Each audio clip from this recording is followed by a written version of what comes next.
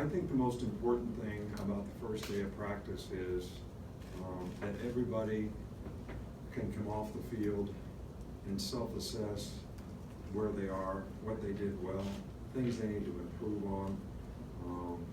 I think it's important that they walk on the field and make a decision that it's important that they get better and they have goals every day.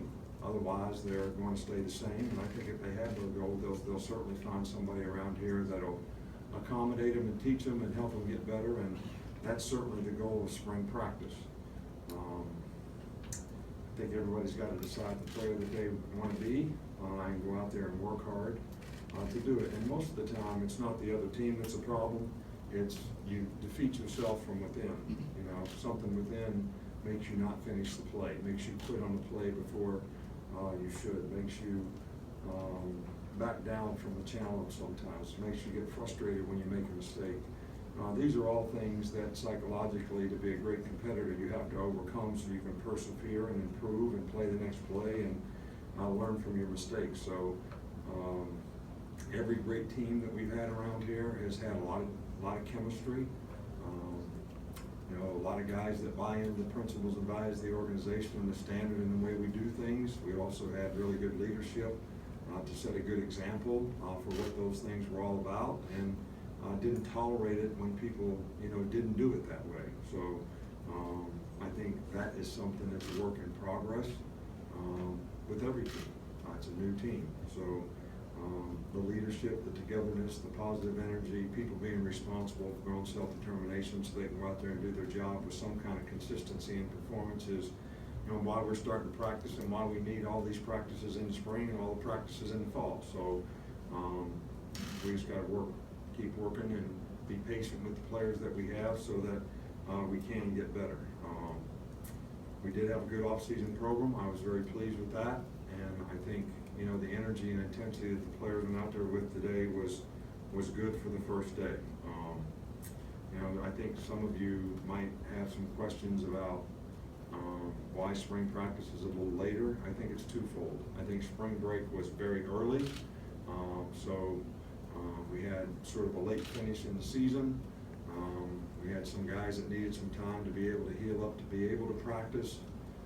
So rather than having a split spring practice and starting early, then having spring break, we just decided to wait till after spring break, which gave us the opportunity on the other end not to have a day on Easter weekend, which I've never liked to do.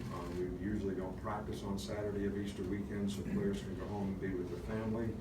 And we're not asking people to come to the A-Day game or holiday. So those are kind of a combination of things. 4 players that I know you're probably interested in. You know, Jared Maiden had a hip injury from last season that required surgery. So he's going to be limited throughout the spring and probably be able to participate very little, but should have a full recovery.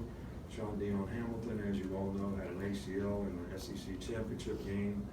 So he's doing some things. He is dry land running, but probably will also be limited throughout the spring, but also anticipate a full recovery. B.J. Emmons and Bo Scarborough are both guys that are doing individual drills and are able to do some things and probably will make progress throughout the spring and probably be able to go in a short period of time. So they're all doing very well, and I don't think we have any issues with that. We got 3 new coaches on the staff, and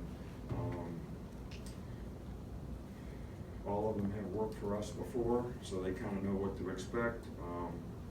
And you know, Brian's done a really good job and worked really hard with the coaches that we have to make some changes in the offense, but also try to keep the things that we do well and that Jalen can do well, and maybe that our young quarterbacks can do well, which is going to be important for us. And you know, Mike Loxley was with us last year and is a very good coach, so I feel good about the staff that we have. And Joe Panunzio has been here before and will do a good job as well. So we got a lot of good players to replace, nothing unusual. So it creates a lot of opportunity for a lot of guys, and we'll see how they respond to it and see how much progress we can make throughout the spring. Start here in the middle with Cecil. Hey, Coach. Watching the secondary today, you do have experience coming back, but also a lot of young guys. back there, and if I could ask about a couple of them, one, is Deontay Thompson, and then the other, Trayvon Diggs, was working there today, and is that just the usual, we're gonna look at different guys, different places in the spring? Yeah, that's an experiment that, we wanted to go through and, see. Look, it's twofold. A, we can see what he can do. He can learn a position. If we had issues later on from a depth standpoint, the guy would know enough to be able to go over and be an emergency player and play both ways if he was playing offense later on. So this is the time to sort of try to do that. That's number one. Deontay Thompson has made improvement every year, and hopefully he'll continue to make progress and be able to make a contribution. The way we worked out there today is Minka and Anthony were the corners, and Tony Brown's playing corner and star. So we have 2 freshman safeties, really 3 freshman safeties that are all mid-year guys, so they're all working in there as well. Ronnie is back. Hootie played a significant amount last year, especially after Eddie got hurt. So we do have some experience, but I think that it's going to take a while for us to sort of see which combinations of guys in regular nickel and dime work best for us. Far side with Reiner.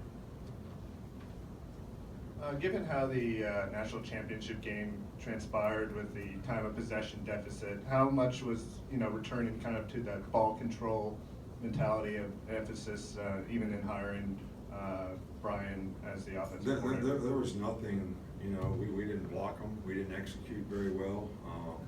We didn't throw the ball accurately when we had open people, and a couple times we dropped it. So I think it was more a lack of execution than it was something schematically that we were doing. And that's on us as coaches. That's not to blame anybody, but us for not having the players more well prepared. And the defense also needs to get themselves off the field on 3rd down so that they don't have to play as many plays. So it's a combination of things, but I do think that we could have executed a lot better in that particular game. And I think most players would probably tell you that on both sides of the ball, not to take anything away from Clemson, but it is what it is. But as we always do, we're going to self-assess what we did through quality control, what we did well, what we need to improve on, visit people, try to get better at the things we need to do better. And but I don't, philosophically, I don't know where you came up with, we're going to go to ball control. That's not what we do. I mean, New England Patriots threw the ball over 60-some% of the time, which is more than we threw it. So where does that assumption come from? Or do you do what everybody else in the media does, just create some shit and throw it on the wall and see what sticks, which is what I see happening everywhere. And the people who scream the loudest, they kind of get the attention, and we pass some rule, that everybody has to live with, or some law, and the consequences mess up a lot of other things. Do it all the time. We're doing it right now. The NCAA is doing it. We're going to change the way we can have summer camps. We can't have high school coaches working summer camps. I mean, it's the most ridiculous things that I've ever seen. But it is what it is, and whatever they do, they do. So we say we don't want third parties dealing with players. So we're not going to let the high school coach bring a guy to camp, but some third party guy can bring him to camp now. It makes no sense at all. I mean, but all the people who have common sense, they won't say anything about it. But the people who scream the loudest will get the thing changed, and it'll mess everything up. It's the way it goes. The way it goes in the world, politics, just the way it goes. Same thing with you. We're going to be more conservative now in ball control offense. Where'd that come from? I never said that. Nobody in this building ever said that. So where'd you come up with that? Just, had a dream about it, or what? If we'd have caught some passes in the national championship game, we had guys open, we wouldn't have had to control the ball. We'd have scored more touchdowns. Okay, we'll go back here to Charlie.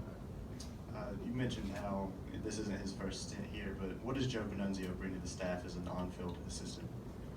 Well, Joe being in pro ball, I think he helped with special teams a lot in Philadelphia. So when we interviewed him, he had a very good knowledge. He did it before at Miami. He was very good at it. So he was working on the field there as an assistant, sort of an assistant to an assistant. So I think his energy and enthusiasm will be really important on special teams, and I think he's a good teacher, and I think it's going to help some of our young players who probably need to be core special teams guys for us. I think one of the things that hurt us last year we lost 6 guys through the course of the season. We had 6 guys transfer last year, then we lost 6 guys through injury for the year. And I think those things affected us at the end of the year, probably more on special teams than any place else, because it made some players play too many plays. And it affected the quality of how I think we played on special teams. Stay right here with there. Ideally, what are you looking for in right guard, and who are some players that are competing for that position? Lester Cotton's played it today. You guys, we don't have a depth chart right now. Okay, we have a rep chart, right? So it's an organizational chart for repetitions. I know you all don't get that concept, all right, but I say it every year, all right? But he played there. You know, we're going to try to get the best 5 offensive linemen. I can't really tell you after one day practice, you know, who's doing great at offensive line. It's hard to evaluate those guys in the off-season program. There's nobody that struggles more in the off-season program than the big guys. It's good for them, but, you know, the skill guys look great doing it. The big guys don't look so good. So, you know, it'd be interesting to see how those guys do now that we're practicing football and they're playing in a short area. But, you know, we're hopeful that we think we have enough center and guard types. We need some guys to be able to come through and play tackle for us. Come back over here to Michael in the middle. Yeah, just for the first time in a few years, you have a starting quarterback returning. How has that dynamic changed this spring? Is it better to have some experience back there, but some true freshmen? Well, you know, we have 1 year of experience, all of our quarterbacks combined. So that's more of a dynamic than having a starting quarterback back.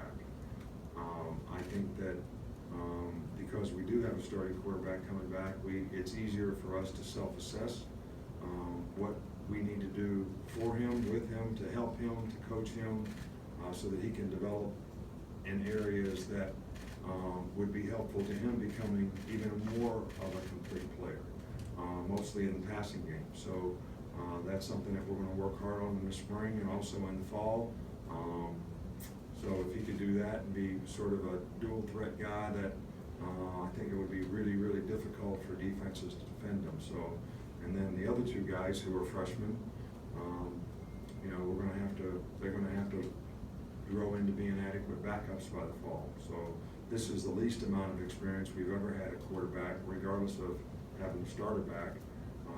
But I like all the guys. I like their attitude, and I think they all 3 have a lot of potential to really be good players.